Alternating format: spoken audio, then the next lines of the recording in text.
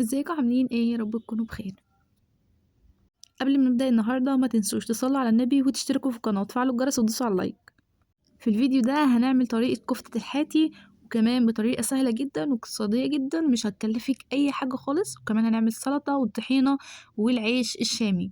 هنعمل العيش بطريقة سهلة جدا، تعالوا بينا نشوف. اول حاجة جبت حوالي كيلو دقيق. هضيف بقى على الدقيق ربع معلقة ملح صغيرة، كمان 3 معالق سكر كبيرة، ومعلقة واحدة من الخميرة صغيرة، وعلى حسب كمية الدقيق اللي انت هتعمليها هتحط لها خميرة. هنا ماما اللي هتبدأ تعمل كل حاجة، ضافت مية للعجينة وبعد كده هتضيف لها الخميرة. عملت الخميرة من ربع كوباية مية على معلقة من الخميرة وثلاث معالق سكر، سابتها تتفاعل وبعد كده تحطها على العجينة. وهنا ربع كوباية زيت هتحطها تدريجي على العجينة وتلمها بالشكل ده. هنسيبها من ساعة لساعة وربع كده تخمر وتتفاعل مع بعضها. وهنا قطعناها كور مكورة بالشكل ده. لو حابين بقى تكبروا حجم الكرة دي تمام. هفردها بقى على المفرش السيليكون اللي انا كنت جايباه من عند حبل ومشبك، هسيب لكم اللينك تحت. بجد حاجة حلوة قوي. بعد كده بقى هنفرده على مفرش كده على الصينية. ولو عايزين نعمل طبقة تانية فبنتني المفرش فوق العجينة عادي. هنا بقى كنت بوريكم شكله كده في الفرن، كان عاجبني جدا.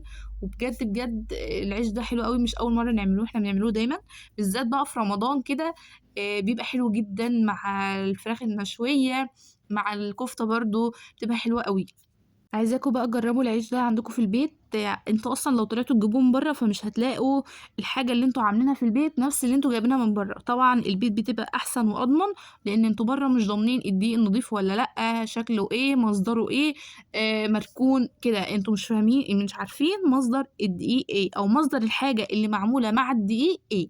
كمان لو حابين تضيفوا لبن عادي جدا، بتخلي طعم العيش اجمل، بس ساعتها ما كانش متوفر عندنا لبن. كمان كنا بنشوي بتنجان ورا في الفرن هناك اهو. لان كنا نعمل سلطه بابا غنوج. انا معرفش هي سلطه بابا غنوج ليه، لان هي سلطه بالطحينه.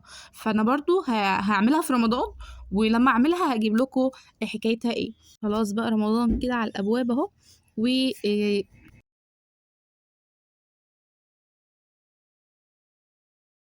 هنا بقى هنبدأ نعمل الكفتة. أول حاجة هجيب لحمة مفرومة، بعد كده بصلة أو بصلتين متوسطين الحجم وهبشرهم، وكمان هصفيهم من المية الموجودة فيهم. هجيب كوباية من البرغل على كيلو اللحمة المفرومة. بعد كده بقى هجيب التوابل، كزبرة ناشفة وكمان بابريكا وفلفل اسود وتوم باودر وبصل باودر وكمون، وكمان ملح من كل حاجة معلقة. وطبعا مش هننسى الزعتر.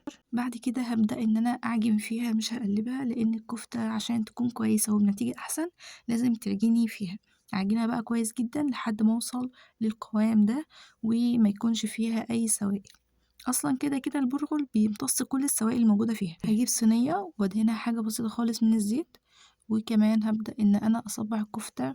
هقول لكم بقى صبعت الكفتة على ايه. ده الشواية بتاعت البوتاجاز. فماما بقى ابتكرتها يعني، وبدأت انها تعمل الكفتة عليها. بس الاول يعني عقمناها ومسحناها كويس. بعد كده بقى هتعملها بالشكل ده. ونسيت اقول لكم كمان ان احنا هنحط بيكنج باودر حوالي معلقة صغيرة، لانها مش هتخلي الكفتة مكتومة او كده، تخليها هشة وحلوة جدا. الكفتة هتتصبع بمية البصل اللي احنا صفيناها، بس نتأكد كويس ان البصلة مفيهاش اي عصارة. هنا بقى كنت بوريكم بقى الكفتة الكمية اللي احنا هنعملها. كنت بساعد ماما يعني، واقفة جنبها بتفرج وبساعد في نفس الوقت. نبدأ بقى نعمل الطحينة مع بعض. أول حاجة هنجيب كمية من الطحينة عليها مية، حوالي ربع كوباية مية دافية يعني، مش هنخليها سخنة قوي. بعد كده هعصر نص ليمونة، وكمان شوية زيت حوالي معلقة صغيرة، وهنضيف كمان معلقة صغيرة من دقة التوم كده احنا عاملينها ومخزنينها. هنا بقى كنت عملت السلطة، وهضيف حوالي معلقة كبيرة من مية السلطة، بتخلي طعمها جامد. كمان لو عندكم خل ممكن تضيفوا حوالي معلقة صغيرة، بتديها طعم برضه. هبدأ بقى ان انا اقلب الطحينة، وكل ما تتقل معايا هزود لها مية لحد ما اوصل لقوام لا هو تقيل ولا هو خفيف. ده القوام المناسب للطحينة هوريهولكم. المية مش هتكون سخنة قوي، المية تكون دافية نوعا ما، يعني لا هي سخنة ولا هي باردة. ده بيناسب ان الطحينة يكون لها طعم، وكمان في قوام الطحينة، وكمان انها متكتلش معاكي. هاضيف لها بقى شوية مَيّة لإن لقيت هنا القوام تقيل شوية، وأبدأ أقلبها لحد ما أوصل للقوام اللي أنا هاوريه لكم ده.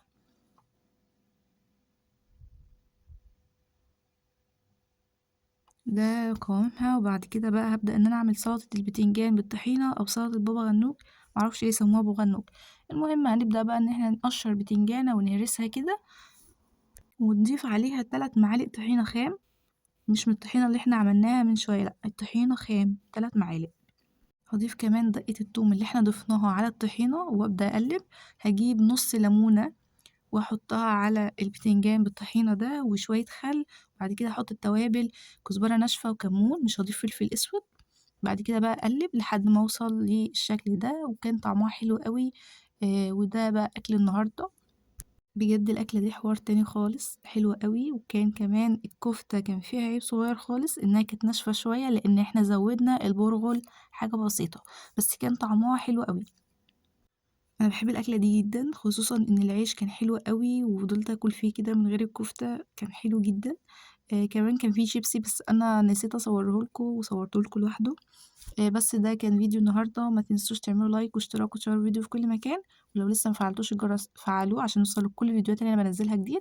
ولو عايزين اجرب حاجة جديدة قولي تحت في الكومنتات، وكمان لو عجبكم الأكلة دي وجربتوها قولي برضو رأيكم في الكومنتات ايه. ما تنسوش تدعونا دعوة حلوة، وكمان كل سنة وانتم طيبين بمناسبة رمضان، ودايما يا رب في أحسن حال، وكل سنة والمسلمين جميعا بخير، وأشوفكم في فيديو جديد في رعاية الله.